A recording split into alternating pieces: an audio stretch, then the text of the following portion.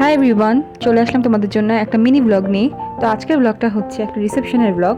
আজকে আমি গিয়েছিলাম একটা রিসেপশন পার্টিতে। তো আমি এখানে রেডি হয়ে গিয়েছি, আর এখন বাজে হচ্ছে 9টা। আর আজকে আমরা একটু দেরি করে বের হয়েছি কারণ আমার এক্সাম, তার জন্য আমি একটু পড়াশোনা কমপ্লিট করেই রেডি হয়েছিলাম। তো আমরা বিয়ে সেন্টারে পৌঁছে গিয়েছি, এখানে এখানে সবার সাথে দেখা করলাম।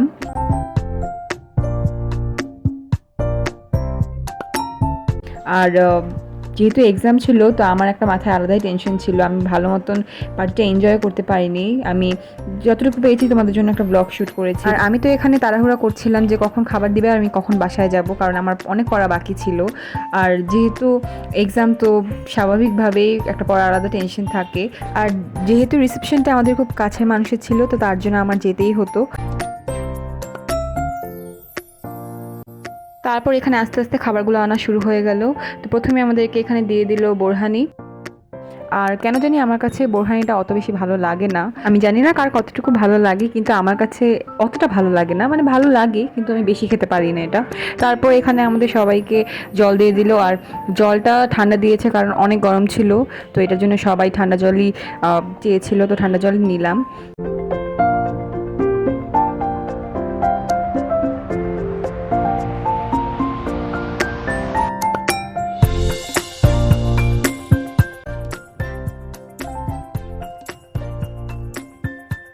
তারপর এখানে আমাদেরকে আস্তে আস্তে সব খাবার সার্ভ করা হচ্ছিল। তো এখানে ছিল একটা টিকিয়া ছিল, সাথে ছিল রোস্ট।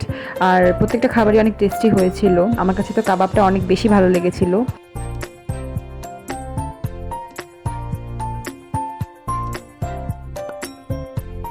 আর বাইরের টিকিয়াটা আলাদা হয়, বিয়েবাড়ির টিকিয়াটা পুরাই আলাদা হয়। আমার কাছে বিয়েবাড়িটা অনেক বেশি ভালো লাগে। তো আমি এখানে 2টা টিকিয়া নিয়েছিলাম।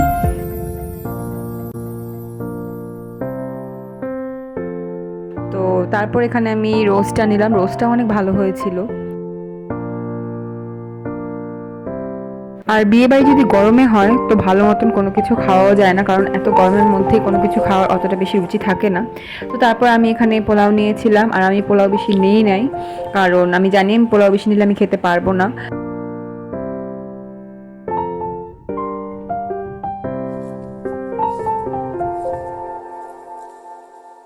আমি বিয়েবাড়িতে ছিলাম, কিন্তু আমার মাথায় একটা টেনশনই ঘুরছিল যে কালকে আমার এক্সাম, আমার বাসায় গিয়ে পড়তে হবে। তাই আমি খুব তাড়াহুড়া করছিলাম। তো পোলাওটা এখানে নিলাম, আর পোলাওটাও খুব টেস্টি হয়েছিল। কিন্তু আমি কেন জানি ওই দিন কোনো খাবারই ভালো মতন খেতে পারছিলাম না, কারণ ওই যে একটা টেনশনের কারণে আপনার খাবার রুচিটাও চলে যায়।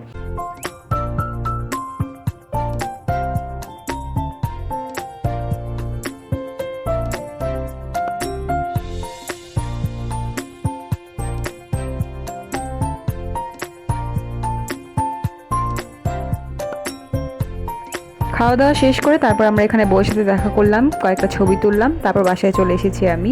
সো আজকের এই ভিডিওটা যদি আমার ভালো লেগে থাকে, so do like, share and subscribe to my YouTube channel. By.